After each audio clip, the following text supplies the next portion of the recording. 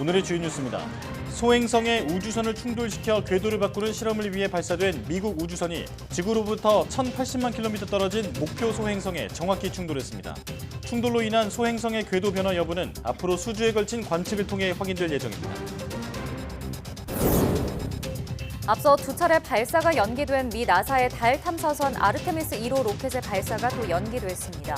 최근 북상하고 있는 허리케인 때문인데 이번 결정으로 발사 일정이 몇 주 더 늦춰질 전망입니다.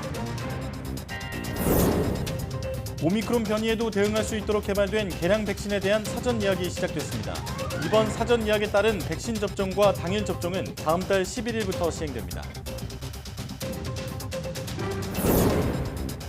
정부와 금융권이 코로나19로 피해를 본 자영업자와 중소기업의 대출 만기를 최대 3년간 추가로 연장해주기로 했습니다.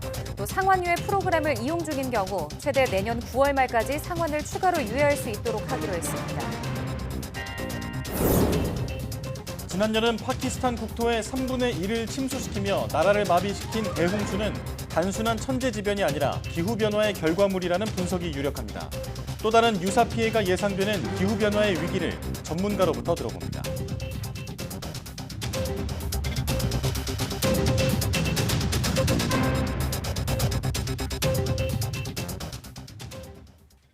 여러분 안녕하십니까? 사이언스 투데이 시작합니다. 소행성에 우주선을 충돌시켜 궤도를 바꾸는 인류 최초의 지구 방어 시험이 성공했습니다. 지구 밖 1,100만 킬로미터 지점에서 우주선이 소행성에 정확히 충돌한 건데 실제로 소행성의 궤도가 바뀌었는지는 몇 주 뒤에나 알 수 있을 전망입니다. 양회영 기자가 보도합니다.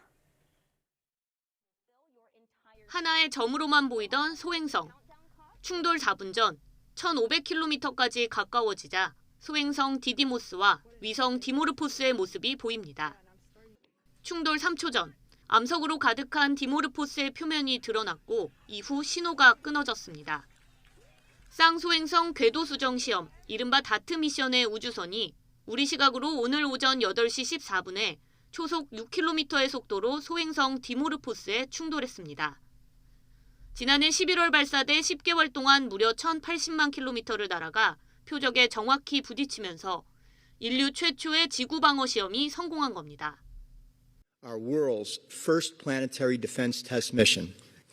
On behalf of the Applied Physics Laboratory, congratulations to the DART team and to NASA on this historic accomplishment and first demonstration of a game-changing planetary defense capability. Go DART! 이번 충돌 시험은 우주선을 의도적으로 소행성에 충돌시켜 소행성의 진로를 바꿀 수 있는지 확인하는 데 의미가 있습니다. 나사는 우주선 충돌에 성공하면서 디모르포스의 공전 궤도가 바뀌었을 것으로 보고 있습니다. 다트 우주선과 함께 발사된 리시아 큐브는 충돌 3분 뒤 디모르포스에 다가가 충돌 이후의 변화를 촬영했는데 정확한 관측 정보를 분석하는 데에는 며칠이 걸릴 예정입니다. Right, we lost signal at the expected times. That clearly broke. You could find some pieces in the crater. You could find pieces, they'd probably be pretty shattered. You could find debris leaving also. So I don't know that you would recognize it. 지구의 750만 킬로미터 이내로 접근하면서 지름이 140m 이상인 소행성을 지구 위협 소행성이라고 부릅니다. 지금까지 밝혀진 지구 위협 소행성은 2천여 개지만 크기가 작아 아직 발견되지 않은 소행성은 이보다 많을 것으로 추정됩니다. 전문가들은 이번 시험으로 인류가 소행성 충돌 위협에 대비할 수 있게 됐다는 점에서 의미가 크다고 말했습니다. YTN 사이언스 양회영입니다. 기체 결함으로 두 차례 발사가 미뤄진 미국 나사의 달 탐사선 아르테미스 1호 로켓이 허리케인 북상으로 발사대에서 조립동으로 옮겨집니다. 나사는 미국 플로리다주 케네디 우주센터 발사대에 세워진 아르테미스 1호를 로켓과 우주선 시스템 보호를 위해 조립동으로 옮겨 보관하기로 했다고 발표했습니다. 나사는 최근 허리케인 이언 북상에 따라 3차 발사 시도를 취소했으며 허리케인 강풍으로 로켓에 피해를 줄 수 있는 점을 고려해 조립동 이동 여부를 검토해왔습니다. 아르테미스 1호 로켓은 6.4km 떨어진 조립동으로 옮기는 데만 10시간가량이 걸리며 로켓의 조립동 이동이 결정됨에 따라 발사 일정은 더 늦춰질 전망입니다. 코로나19 오미크론 변이에도 대응할 수 있는 개량 백신 접종을 위한 사전 예약이 27일부터 시작됐습니다. 코로나19 예방접종 대응추진단은 코로나19 초기에 유행한 바이러스와 오미크론 변이에 모두 대응할 수 있도록 개발된 이가 백신에 대한 사전 예약을 27일부터 받는다고 밝혔습니다. 사전 예약에 따른 예약 접종과 당일 접종은 다음 달 11일부터 시행됩니다. 방역당국은 모더나 개량 백신이 임상시험에서 기존 백신보다 초기 코로나19 바이러스의 1.22배, BA1에는 1.75배 더 높게 바이러스를 무력화하는 능력을 보이며 효과성을 입증했다고 설명했습니다. 또 지금 국내 우세종인 BA5 변이에 대해서도 기존 백신과 비교해 1.69배 높게 바이러스를 무력화하는 능력을 보였다고 덧붙였습니다. 코로나19 경영난으로 금융 지원을 받은 중소기업과 소상공인에 대해 대출 만기가 3년 연장되고 상환은 최대 1년간 유예됩니다. 코로나 충격에서 회복하던 중 고물가와 고금리 악재로 또다시 어려움에 처한 영세 사업자들을 돕기 위한 조치입니다. 보도에 박홍구 기자입니다. 코로나 피해가 장기화하면서 소상공인 등에 대한 대출 만기 연장과 상환 유예는 지난 2020년부터 6개월 단위로 4차례나 연장돼 왔습니다. 그 사이 코로나19 방역 조치가 해제돼 영업이 정상화하던 중 복병을 만났습니다. 5%대 물가 상승이 이어지고 금리와 환율이 급등해 생산 여건이 악화하고 있는 것입니다. 금융당국은 애초 예정대로 이번 달 말에 만기 연장과 상환 유예를 중단할 경우 영세 사업자들이 대거 연체에 빠질 우려가 크다고 진단했습니다. 이에 따라 현재 대출 만기 연장을 이용 중인 53만 4천 명에 대해 최대 3년간 추가로 만기를 연장해 주기로 했습니다. 또 상환 유예 프로그램을 이용 중인 3만 8천 명은 2023년 9월 말까지 상환 유예가 가능해집니다. 이 같은 조치는 다음 달 4일부터 새 출발 기금을 통해 지원되며 대출자 상황에 따라 금리 조정도 받을 수 있습니다.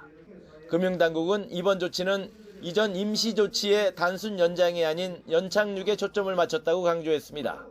만기 연장은 금융권의 자율협약을 바탕으로 지원하도록 해 2025년 9월 이후에는 개별 금융기관이 만기 연장 여부를 스스로 결정하도록 했습니다. 상환 유예도 1년 뒤 상환 계획을 미리 마련하게 하고 상환이 어렵다면 채무 조정을 선택하도록 해 부실을 관리하겠다는 것입니다. 특히 이번 상환 유예는 기존 4차례 연장 조치와는 달리 2023년 9월이 최대 기한입니다. 예를 들어 2023년 6월이 기존 유예 기한인 경우 3개월만 추가로 유예 혜택을 부여한다는 의미라고 설명했습니다. YTN 박홍구입니다. 국내 항공사들이 2년 6개월 만에 재개된 일본 무비자 여행과 입국자 수 제한 해제에 맞춰 일본 노선 운항을 대폭 늘립니다. 대한항공은 다음 달 11일부터 인천 나리타, 인천 오사카를 기존 주 7회 운항에서 주 14회로 증편한다고 밝혔습니다. 인천 후쿠오카는 다음 달 14일부터 주 3회 운항을 재개하고 다음 달 30일부터 매일 운항합니다. 인천 삿포로는 다음 달 30일부터 운항을 재개합니다. 아시아나항공은 다음 달 30일부터 인천 나리타를 주 10회에서 12회로, 인천 오사카를 주 7회에서 10회로, 인천 후쿠오카를 주 3회에서 7회로 각각 증편합니다. 환자 부담이 컸던 값비싼 희귀질환 치료 재료 등 의료기기도 재난적 의료비로 지원받을 수 있게 됩니다. 보건복지부는 재난적 의료비 지원에 관한 법률 일부 개정안이 국무회의에서 의결돼 희귀질환 진단과 치료에 필요한 의료기기가 의료비 지원 대상에 새로 포함됐다고 밝혔습니다. 심폐수술용 혈관 튜브와 카테터 등이 대상으로 수백만 원에 달하지만 건강보험에서 지원되지 않아 희귀질환을 앓고 있는 취약계층에서 부담이 컸습니다. 복지부 관계자는 고가의 희귀질환 의료기기 지원에 법적 근거를 마련하고 내년부터 지원 한도를 3천만 원에서 5천만 원으로 올릴 계획이라며 희귀질환자들의 의료비 부담을 크게 줄여줄 수 있을 것으로 기대한다고 밝혔습니다. 담배에 박하나 과일향 등을 첨가해 쓴맛을 줄인 가양담배가 쉽게 흡연을 시작하게 만들고 금연은 어렵게 만드는 것으로 나타났습니다. 질병관리청은 연세대 보건대학원 김희진 교수팀이 지난해 9월부터 올해 7월까지 만 13세에서 39세 사이 만여 명을 대상으로 조사한 결과 가양담배를 사용한다는 응답은 흡연자의 77.2%에 달해 2016년의 64.8%보다 12.4%포인트 늘어난 것으로 집계됐다고 밝혔습니다. 또 가양담배를 사용해본 6,374명 가운데 67.6%는 가양담배가 처음 흡연을 시도하는 데 영향을 줬다고 답해 그렇지 않은 경우 32.4%의 2배가 넘었습니다. 가양 담배로 흡연을 시도한 경우는 비가양 담배로 흡연을 시도한 경우에 비해 가양 담배 흡연을 지속할 확률이 10.9배 높은 것으로 조사됐습니다. 이런 이유로 미국과 캐나다, 유럽연합 등 해외에서는 각종 가양 담배를 금지하거나 규제하고 있지만 우리나라에서는 규제가 전혀 없는 실정입니다. 요구르트의 제품과 형태별로 당류와 지방 등 영양 성분이 크게 차이가 나는 것으로 나타났습니다. 한국소비자원은 소비자 선호도가 높은 요구르트 24개 제품을 조사한 결과 제품별로 100g당 당류 함유량이 최대 3배까지 차이가 난다고 밝혔습니다. 일부 요구르트 제품은 당류 30g 이상이 포함돼 식약처가 권고한 가공식품 하루 당류 섭취량의 절반이 넘는 것으로 조사됐습니다. 제품 형태별로는 그릭 요구르트가 마시는 요구르트보다 지방과 단백질 함량이 각각 20배, 5.6배가 많은 것으로 분석됐습니다. 한국소비자원은 당류와 지방 등 함량이 제품에 따라 차이가 있어 구입하기 전에 영양 성분 표시를 확인할 필요가 있다고 당부했습니다. I'm in love with it, intoxicates it. I'm in rapture from the inside. I can feel that you want to. I've been a romantic for so long. All I've ever heard are love songs singing, oh, go on, I dare you.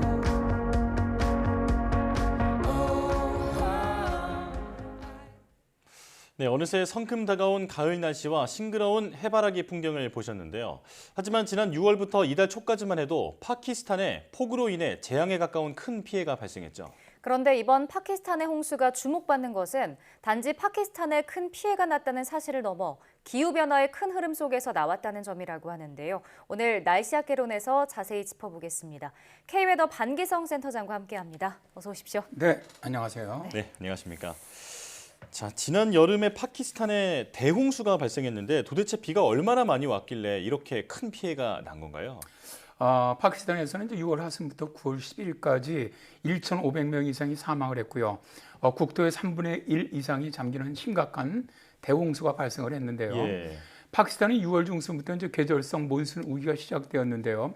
평년보다 많은 비가 내린 데다가 올해 봄철의 폭염으로 북부 산악의 빙하가 녹음물이 합세를 하면서 발생한 홍수로 국가적인 재앙이 발생한 것이죠. 6월 하순부터 8월까지만 파키스탄에서는 1년 평균보다 190% 정도 많은 391mm의 비가 쏟아졌고요. 특히 피해가 큰 신두지의 경우 8월에만 평년 대비 약 8배에 달하는 물폭탄이 쏟아졌으며 발루치스탄주 남부 같은 경우는 통상 우기 강수량의 5배 정도 넘는 폭우가 내렸다고 합니다. 네. 자, 이제 그림에서 붉은색일수록 비가 더 많이 내린 지역인데요.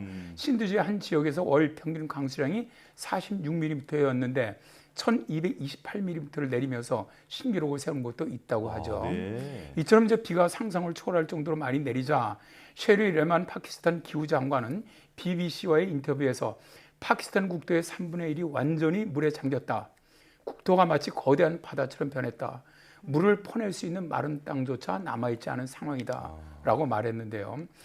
그는 몬순이 9월까지 이어지기 때문에 또 다른 물폭탄이 쏟아질까 봐 걱정이라고 합니다. 네, 그러니까 파키스탄에 예년 평균보다 좀 많은 비가 내리기도 했고 뭐 국토의 3분의 1이 물에 잠길 정도면 피해도 굉장히 컸을 것 같은데 구체적으로 인명피해는 어느 정도였나요? 일단 이제 파키스탄 국가재난관리국이 9월 17일까지 집계한 그 피해를 보면 말이죠. 대홍수로 인한 사망자 수가 1,545명, 부상자가 12,850명입니다. 네. 특히 이제 어린이 피해가 늘어나고 있는데요. 압둘라 파딜 유엔 아동기금 파키스탄 대표는 홍수로 1,600만 명의 어린이들이 피해를 보았고 이 중 최소 340만 명은 긴급한 구조 지원이 필요하다라고 밝혔는데요. 네. 시설 피해로 170만 채 이상의 주택이 파괴가 되었고 3,300만 명의 이재민이 발생을 했는데요. 파키스탄 가정의 중요한 생계 자원인 71만 9천 마리 이상의 가축이 죽었고요. 약 200만 에이커의 농작물과 과수원도 피해를 입었습니다. 네. 네. 그야말로 재앙이네요. 네. 경제적인 피해도 심각하죠. 그렇습니다. 이제 현장을 둘러봤던 안토니오 구테우스 유엔 사무총장은 지금까지 자기가 세계에서 많은 재난을 봐왔지만 이 정도로 심각한 기후 참사는 본 적이 없다라고 탄식을 했다 그래요. 네. 그리고 이제 영국의 BBC 방송이 9월 19일에 보도한 바에 따르면은 파키스탄의 대홍수로 인한 피해가 최대약 55조 7,600억 원에 달하는 것으로 추산을 했습니다. 네. 이 액수는 2022년 파키스탄 국내 총생산의 11% 규모로 정말 엄청난 것이죠. 네. 홍수 피해를 복구하기 위한 재건 비용도 엄청난데요. 손상된 도로 12,875km와 교각 390개를 갖다 복구하는데 약 12조 5,460억 원. 그다음에 주택 170만 채를 수리하고 신축하는데 약 5조 5,760억 원이 들 것으로 전망이 되었고요. 네. 또 철도라든가 학교, 병원 등 필수 시설 복구라든가 또 유실된 제방이라든가 수로 건설에도 엄청난 돈이 들어간다고 합니다. 네. 파키스탄 경제의 4분의 1을 담당하는 농업 부분이 홍수로 완전히 붕괴된 것도 상당히 충격인데요. 유엔 식량농업기구에 따르면 파키스탄 전체 면화 생산량 30%를 차지하는 남부 그 신드주에서 작물의 80%가 파괴되었다고 하죠. 그러니까 말씀하신 대로 기후 참사라고 할 정도로 뭐 인명 피해나 경제 피해가 좀 많이 일어났는데 이렇게 최악의 대홍수가 일어난 원인은 뭔가요? 일단 이제 과학 전문이죠. 네이처에서는 이제 9월 2일에 이 파키스탄 홍수에 대해서 언급을 했습니다. 올해 파키스탄의 홍수가 왜 이렇게 극심한가라는 논문을 실었는데요. 네. 연구팀들은 첫 번째 원인으로 폭염을 꼽았습니다. 올 봄에 파키스탄 지역에서 온도가 40도 이상으로 아주 장기간 이어졌고요. 자꾸 바다드 지역은 51도를 넘어섰죠. 이렇게 따뜻한 공기는 더 많은 수증기를 포함할 수가 있거든요. 네. 또 폭염을 가져온 열돔 현상은 서쪽인 아라비아에서 다가오는 강한 기압과 연관된 강력한 몬순을 불렀다고 연구팀은 분석하고 있습니다. 이 이야기는 뭐냐면요. 파키스탄의 서쪽인 유럽의 폭염, 또 동쪽인 중국의 폭염이 파키스탄의 대홍수를 부른 기압계를 만들었다는 겁니다. 네. 두 번째 원인은 빙하의 융해입니다.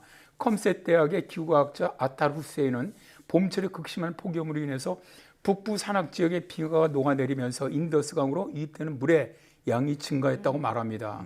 자, 지금 보시는 사진은 유럽 우주기구에 처리된 올해 8월 30일에 코페르니쿠스 산티넬 위성 영상인데요. 네. 푸른색 부분이 빙하가 녹아 홍수가 발생한 지역을 보여주고 있는데 오른쪽 사진이 확대된 그런 모습입니다.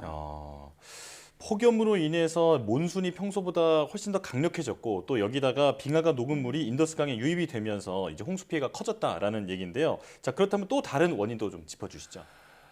세 번째 원인은 일단 파키스탄의 더 강한 몬순 조건 또 그런 관련된 현상으로 라니냐를 갖다 짚었습니다. 네.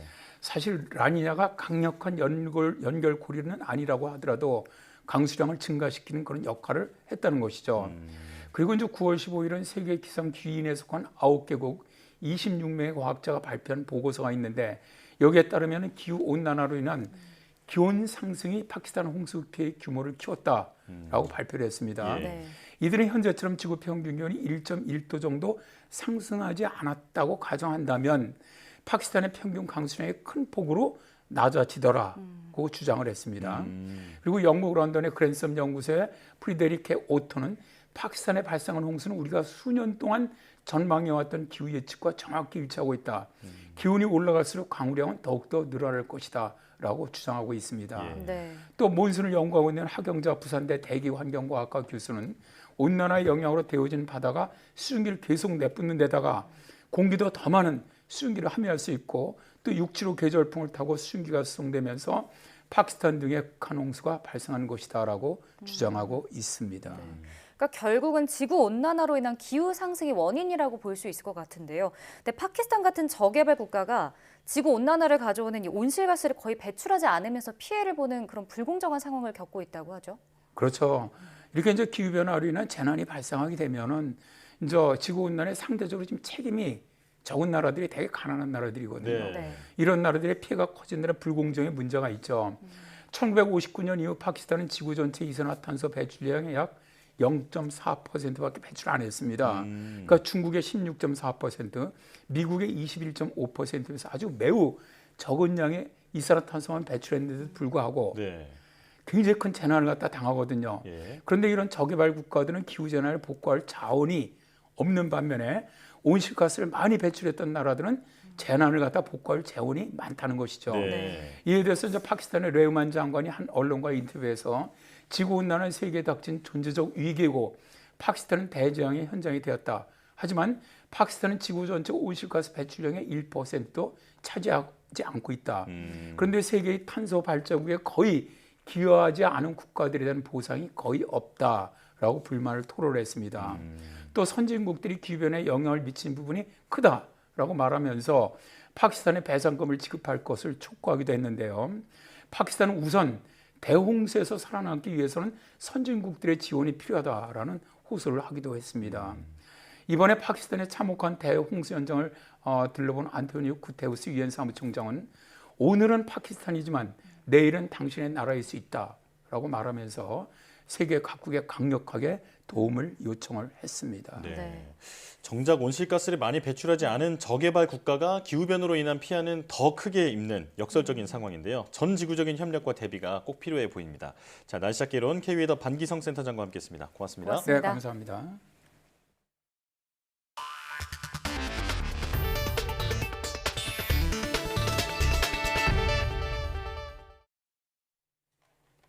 원달러 환율이 심리적 저지선인 1,400원을 돌파한 뒤로도 계속 치솟자 외환 당국이 본격적인 방어전에 돌입했습니다. 과거 위기 때와 비교하면 크게 걱정하지 않아도 된다는 분석이 나오지만 문제는 물가 상승입니다. 보도에 권남기 기자입니다. 폭주하는 환율에 정부는 최근 외환부유액에서 달러를 풀어 방어에 나섰습니다. 시장에선 수조 원치를 쓴 것으로 추정하고 있습니다. 별다른 효과가 없자 더 적극적인 대책을 내놨습니다. 기업들의 달러 매도 수요를 국책은행을 중심으로 적극적으로 소화하고 민간의 대외 자산을 국내로 유입시키는 방안을 검토하고 있습니다. 해외 투자를 위해 달러를 사들이는 국민연금과 통화스와프도 체결했습니다. 시장을 거치지 말고 한국은행에서 직접 빌려라. 교환해라. 그러면 외환시장의 수요가 줄겠죠. 외환당국은 지금의 환율 오름세를 너무 걱정할 필요는 없다고 강조합니다. 예전 위기 때와 달리 지금은 주요국 통화가 비슷하게 약세인 가운데 어느 정도 선방하고 있다는 겁니다. 다른 나라들이 다 비슷하게 움직이는데 우리도 그 과정에서 조금 더 과하다. 이거는 그렇게까지 걱정할 내용은 아니라고 봅니다. 또 시장의 불안을 해소하기 위해 미국과 통화스와프를 체결해야 한다는 의견에 대해서도 당장 필요한 건 아니라는 입장입니다. 지금 저희가 처한 입장에서는 이론적으로 지금 수합이 필요 없는 상황입니다. 다만 국민들이 너무 불안하기 때문에 수합을 받아오면 좋다는 것을 알고 있습니다. 하지만 고환율에 따른 수입 원자재가 부담은 더 커질 수밖에 없습니다. 곳곳에서 가격 인상을 자제하고 있지만 언제까지 버틸 수 있을지는 미지수입니다. 전기요금 인상을 더 이상 미룰 수가 없고 대용량 사업자들의 요금 인상이 불가피하다고 생각합니다. 고환율이 우리 경제의 가장 큰 악재로 떠올랐습니다. YTN 권남기입니다. 미국 연방준비제도의 고강도 긴축으로 인한 달러화의 초강세로 영국 파운드화가 역대 최저로 폭락하는 등 글로벌 금융시장이 요동치고 있습니다. 위안화와 엔화 역시 휘청거리면서 중국은 4년 만에 또 일본은 24년 만에 외환시장에 개입해 총성 없는 각국의 환율 전쟁이 본격화됐습니다. 보도에 김상우 기자입니다. 트러스 신임 총리가 이끄는 영국 정부는 최근 50년 만에 최대 폭의 감세 정책을 통해 경제 성장을 유도하겠다는 포부를 밝혔습니다. 하지만 금융시장에선 국가 부채가 급증하고 물가 상승세가 더 심각해질 것이란 우려가 팽배하면서 파운드화 투매 현상이 벌어지고 있습니다. 파운드와의 미국 달러 대비 환율은 약 5% 떨어지며 한때 사상 최저인 1달러 수준으로 추락했습니다. 또 채권 시장도 요동치면서 5년 만기 국채 금리는 4.6%쯤으로 세계 금융 위기였던 2008년 9월 이후 최고를 기록했습니다. Sterling is allowed to soften even more. Well, that just enhances our inflationary problem. Even if the Bank of England does announce these interest rate hikes, well, there's no guarantee that it will be successful in stabilizing the pound. 유로화도 달러 강세와 우크라이나 전쟁 여파로 달러 대비 환율이 0.95달러쯤으로 20년 만에 최저치를 경신하는 등 영국 등 유럽의 금융시장이 요동치고 있습니다. 아시아의 양대 경제대국인 일본과 중국의 엔화와 위안화의 가치도 마찬가지입니다. 거침없는 달러화의 강세로 속절없이 추락하는 자국 통화 방어를 위해 일본은 24년 만에, 중국은 4년 만에 외환 시장에 개입했습니다. 각국이 총성 없는 환율 전쟁에 본격 나선 가운데 뉴욕 증시는 미 연준의 고강도 긴축 여파로 S&P 500 지수가 연중 최저치를 기록하는 등 3대 지수 모두 급락했습니다. 블룸버그 통신은 미 달러와의 초강세로 1997년처럼 아시아 금융위기 재현 우려가 커지고 있다고 보도했습니다. 특히 한국의 원화가 필리핀의 페소와 더불어 아시아 각국 통화 중 가장 취약한 통화라고 지적했습니다. YTN 김상호입니다. 미국 달러와의 초강세 힘입어 원유를 비롯한 국제 원자재 가격이 8개월 만에 최저 수준으로 하락했습니다. 블룸버그 통신은 현지 시각 26일 원유, 구리, 밀 등 23개 원자재 가격 동향을 보여주는 블룸버그 원자재 현물 지수가 534.2086으로 1.6% 하락해 지난 1월 24일 이후 8개월 만에 최저치를 기록했다고 보도했습니다. 이 지수는 지난 6월 고점 대비로 약 22% 급락해 지난 2월 말 러시아의 우크라이나 침공 이후 상승분을 모두 내줬습니다. 이 가운데 원유의 경우 미국 서부 텍사스산 원유 11월 인도분 선물 가격이 배럴당 76.71달러로 전 거래일보다 2.6% 내렸습니다. 올 1월 6일 이후 8개월여 만에 최저치입니다. 소비자들의 물가 전망에 해당하는 기대 인플레이션율이 2달 연속 떨어지면서 물가 급등세 진정에 대한 기대가 커졌습니다. 한국은행이 발표한 9월 소비자 동향조사 결과 기대 인플레이션율은 8월의 4.3%보다 0.1%포인트 낮은 4.2%로 집계됐습니다. 향후 1년간의 소비자 물가 상승률 전망치인 기대 인플레이션율은 지난 7월 4.7%로 역대 가장 높은 수준까지 치솟았다가 8월에 4.3%를 기록해 2달 연속 하락했습니다. 금리 수준 전망지수는 147을 나타내 한 달 사이 2포인트 떨어졌습니다. 경제협력개발기구 OECD도 내년 세계 경제 성장률을 낮춰잡으며 경기 침체 경고음을 냈습니다. 국제통화기금 IMF에 이어 내년 세계 경제 주름살이 더 깊어질 것으로 내다봤습니다. 이종수 기자입니다. OECD가 내년 세계 경제 성장률을 지난 6월 전망치 2.8%에서 2.2%로 0.6%포인트나 낮췄습니다. 러시아의 불법적인 우크라이나 침공으로 올해 세계 경제가 탄력을 잃었다면서 전쟁의 대가를 치르고 있다고 진단했습니다. Energy and food markets have been severely disrupted and confidence declined sharply. The world is paying a very heavy price for Russia's war of aggression against Ukraine. 유럽 중앙은행 총재는 석 달 전보다 1.3%포인트나 낮춰 0.3%로 잡은 OECD의 내년 유로존 성장률 전망치에 수긍했습니다. The economic consequences for the euro area have continued to unfold since we last met in June, and the outlook is darkening.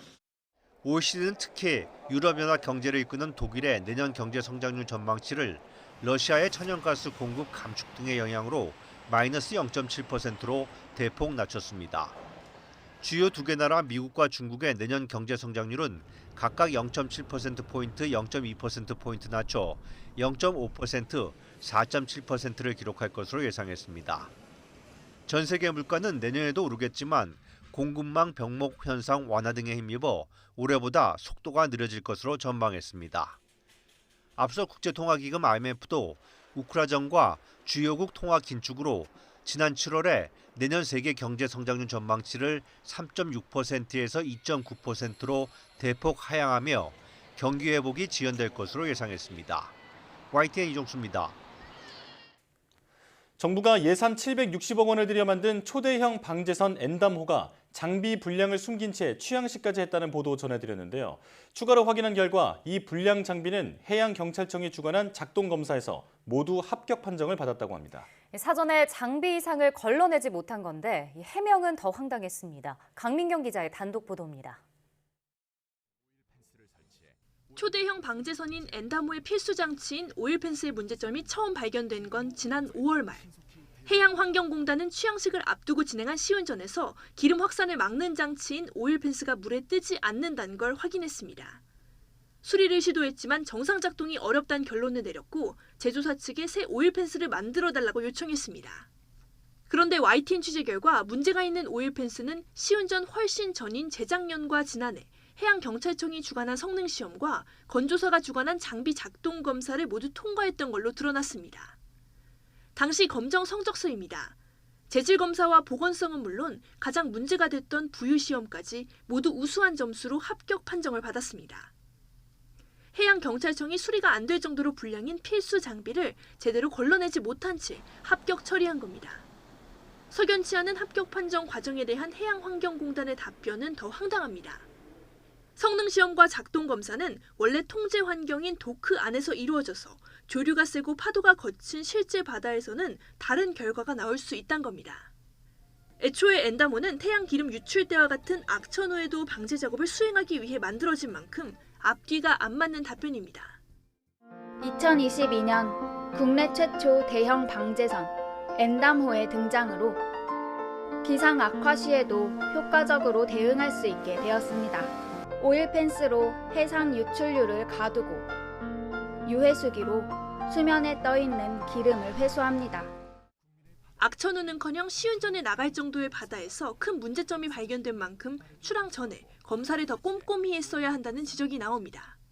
환경 재난이나 국민들의 재산을 지키기 위한 엔다머의 건조 목적을 비춰봤을 때도 출항 전에 이 엔다모의 기능을 꼼꼼히 살펴봤어야 한다고 생각합니다.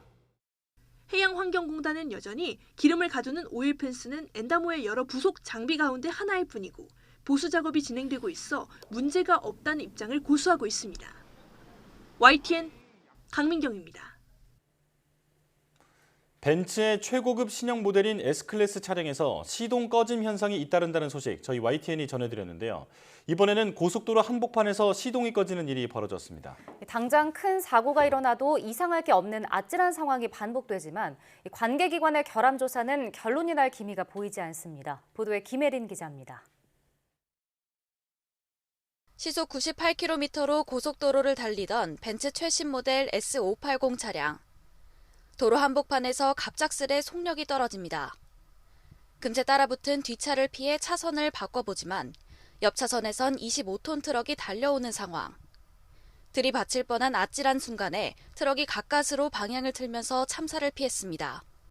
한 몇 초 만에 차가 그냥 어떻게 동작할 수 없을 정도로 섣버리니까 너무 놀랐죠. 어떻게 손 쓸 수 있는 방법이 없었어요. 그래서 한 3, 4분 정도의 고속도로에서 가운데서 나가지도 못하고. A씨가 차를 구매한 건 지난해 6월 중순. 이후 같은 현상이 5차례나 발생했습니다.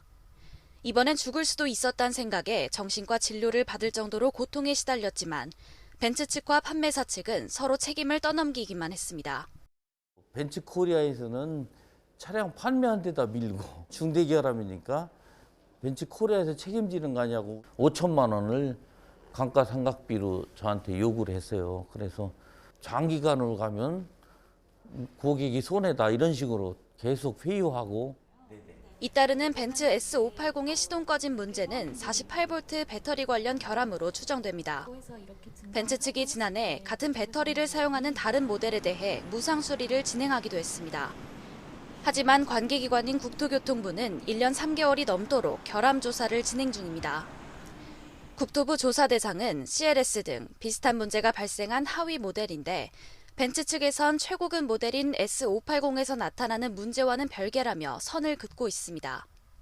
게다가 조사 결과가 나오더라도 제조사에 강제 시정 명령을 내리는 리콜까지 이어지진 않을 가능성이 큽니다. 자동차 시동이 걸리지 않는 결함을 리콜 대상으로 명시하고 있는 일본 등과 달리 우리나라에는 명확한 규정이 없기 때문입니다. 국토부 측은 지금까지 조사에서 확인된 S580 등의 문제가 주행 중 시동 꺼짐이 아니라 정차 후 재시동 오류로 추정돼 안전에 지장을 주는 결함으로 단정짓기도 어렵다고 설명했습니다.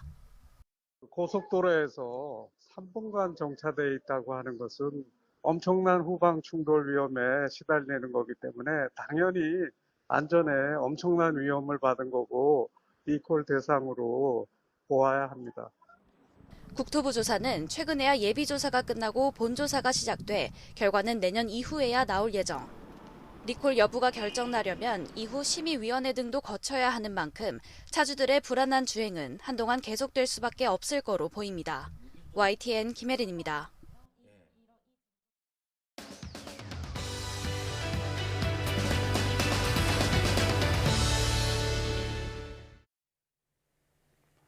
타인을 속여서 이익을 취하는 게 목적이 아닌 거짓말에 대해 들어보셨습니까? 오늘 한길 사람 속은에서는 선의의 거짓말로 불리는 하얀 거짓말에 대해 이야기 나눠보겠습니다. 임지숙 명지대학교 교육대학원 교수와 함께합니다. 교수님 어서 오세요. 네, 안녕하세요. 네, 안녕하십니까. 자, 우리가 거짓말은 나쁜 일이다, 또 피해야 하는 일이다라고 인식을 하고 있지만 사실 살아가면서 거짓말을 한 번도 안 하는 것은 불가능에 가깝잖아요. 네. 자, 우선 사람들이 살아가면서 거짓말을 얼마나 많이 하는지부터 좀 알려주시죠.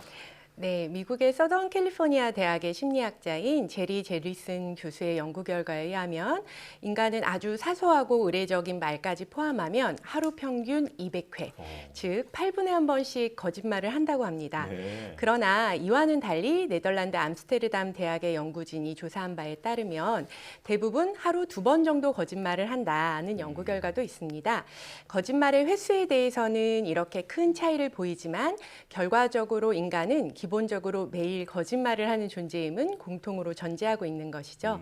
앞서 말씀하신 것처럼 거짓말을 바라보는 데는 두 가지의 상반된 관점이 존재합니다.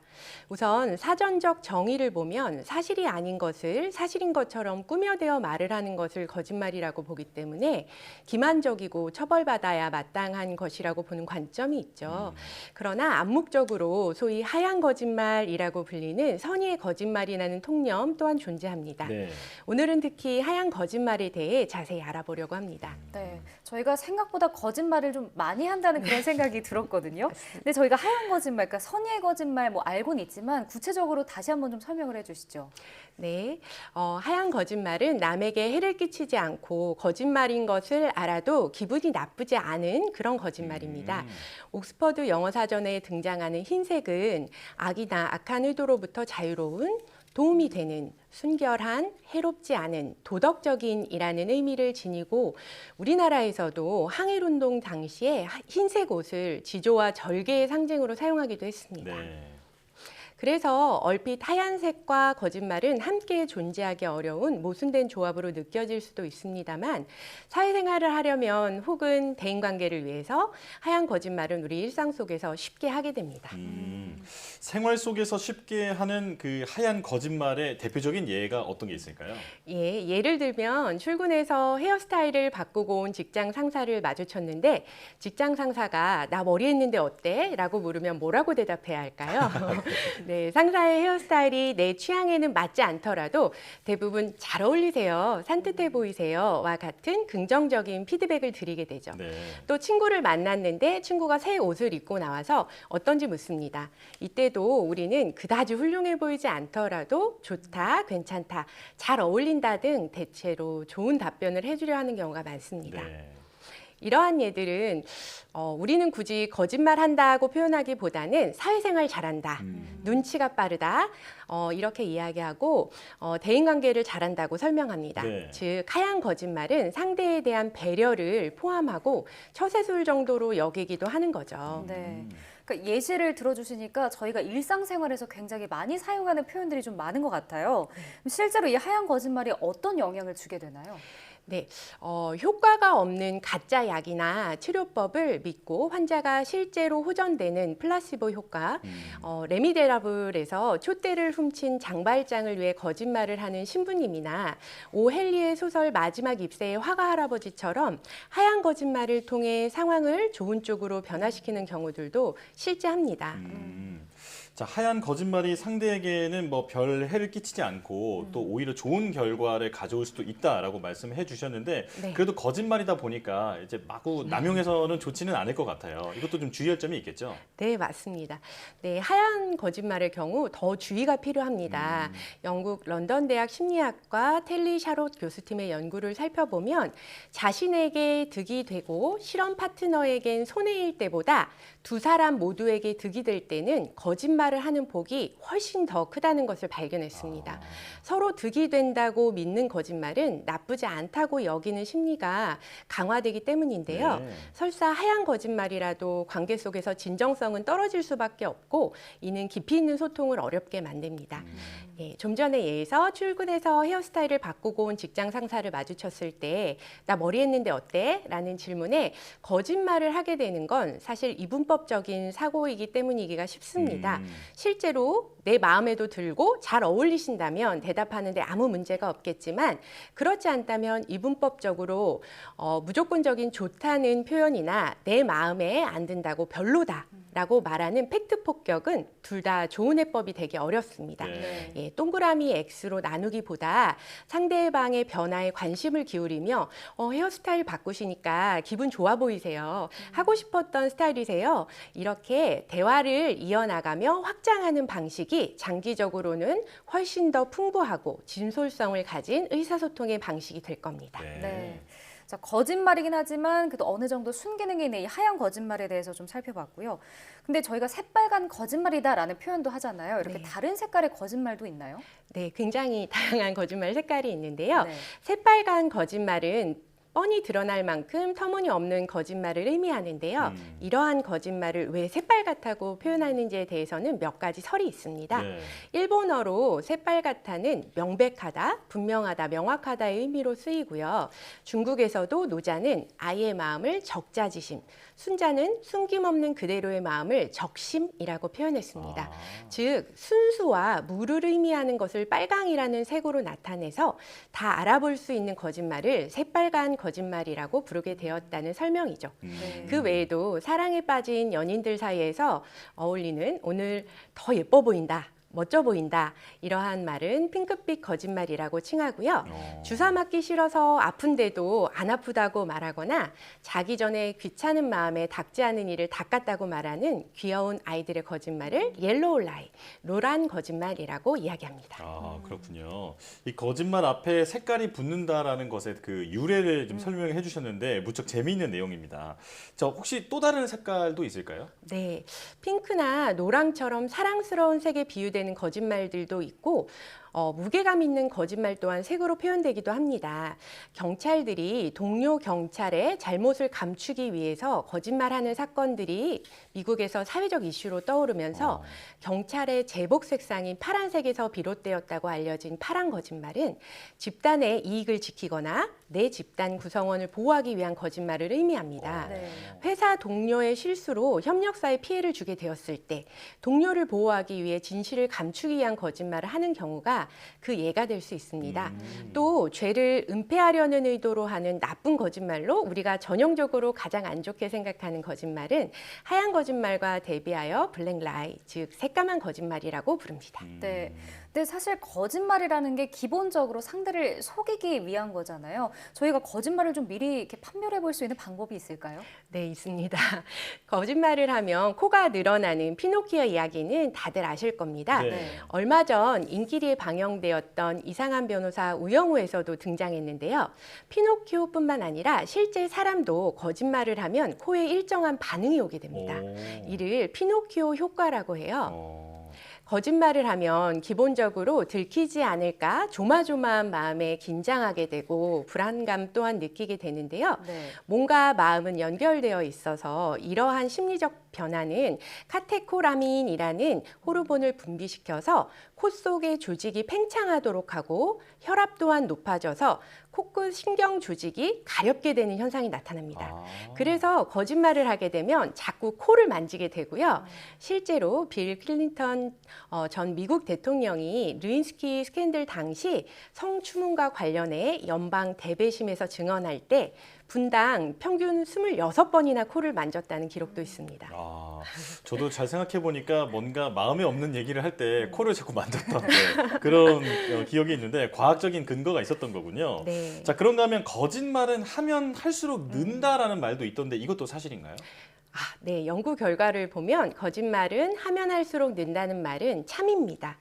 거짓말을 할 때 느껴지는 부정적인 정서, 즉 거짓말을 해서 불안하고 기분이 뭔가 찝찝한 것들은 우리의 뇌 중에서 공포나 부끄러움과 같이 불쾌한 감정을 처리하는 편도체가 활성화되기 때문인데요. 즉, 거짓말을 제어해주는 편도체의 역할이 줄어들면서 거짓말을 점점 편하게 하게 되는 겁니다. 리플리 증후군에 대해 한 번쯤 들어보신 분들이 많으실 텐데요. 거짓된 허구를 믿고 진실로 이제 살아가지 못하게 되고 가상의 자신이 진짜 자신인 것처럼 자기화되는 병적인 상태를 의미하는데 이런 리플리 증후군의 상태가 되면 거짓말 탐지기도 무용지물이 된다고 합니다. 즉, 스스로 거짓말을 하는지도 모르는 상태로 자신마저 속이게 되는 거죠. 네. 자, 오늘 다양한 거짓말의 색깔을 좀 살펴봤는데 그중에서 하얀 거짓말이 상대를 배려해서 쓰일 수도 있지만 좀 진정성이 떨어질 수 있는 만큼 주의해서 사용을 해야 할 것 같습니다. 자, 한 개의 사람 속은 명지대학교 교육대학원 임지숙 교수와 함께했습니다. 교수님 고맙습니다. 네, 감사합니다.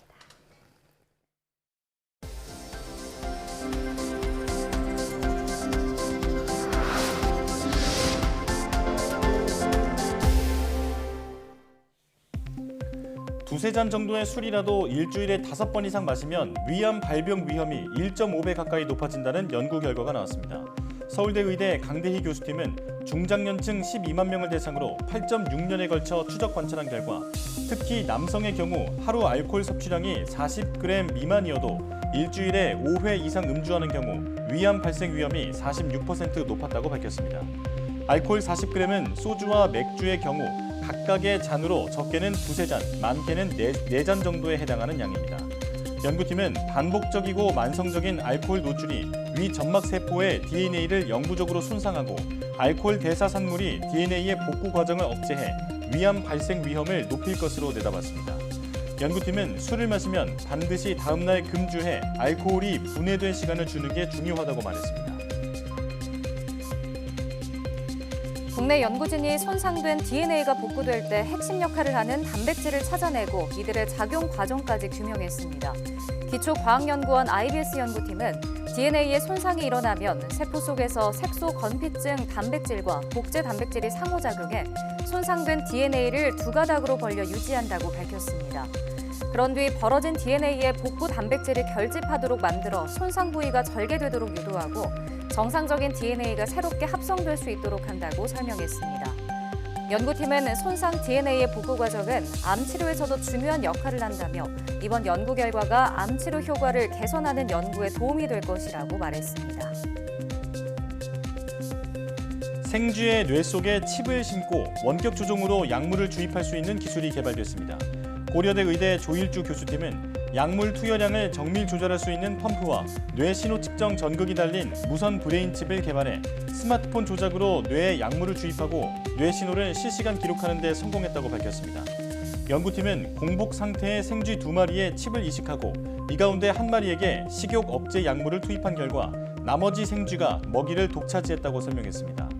또 칩이 직경 0.1mm에 무게 4.6g으로 생쥐의 자유로운 활동에 영향을 주지 않았다며 앞으로 뇌질환 치료제 효과를 동물 실험에서 확인하는 데 활용될 수 있다고 말했습니다. 유연하고 가벼워서 차세대 태양전지로 주목받지만 크게 제작할 경우 성능이 떨어지는 문제가 있는 유기 태양전지를 대규모로 제작할 수 있는 기술이 국내 연구진에 의해 개발됐습니다. 한국과학기술연구원 퀴스트 연구팀은 유기 태양전지를 만드는 과정에서 내부 반도체 소재의 나노 구조에 뭉침이 생기면서 소재가 불균일해져 전지 효율이 떨어지게 된다고 밝혔습니다. 또 특정 고분자를 첨가하면 나노 구조 복합체가 형성되면서 넓은 면적에서도 반도체 소재의 균일성이 유지됐다고 설명했습니다. 연구팀은 이번 기술을 적용해 면적이 58.5제곱센티미터에 달하는 유기 태양전지를 제작했고 세계 최고 수준인 14% 이상의 전력 생성 효율을 달성했다고 말했습니다.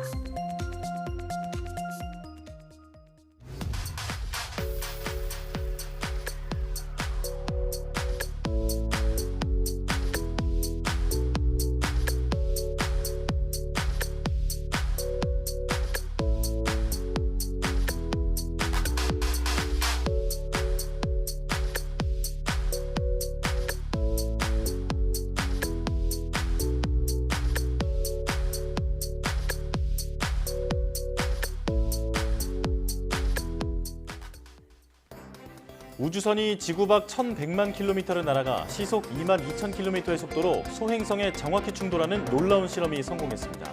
이로써 인류는 소행성 충돌 위협에 선제적으로 대응할 수 있는 가능성을 찾게 됐습니다. 미 항공우주국 나사는 유튜브를 통해 충돌 3초 전까지 실시간 영상을 공개했는데요.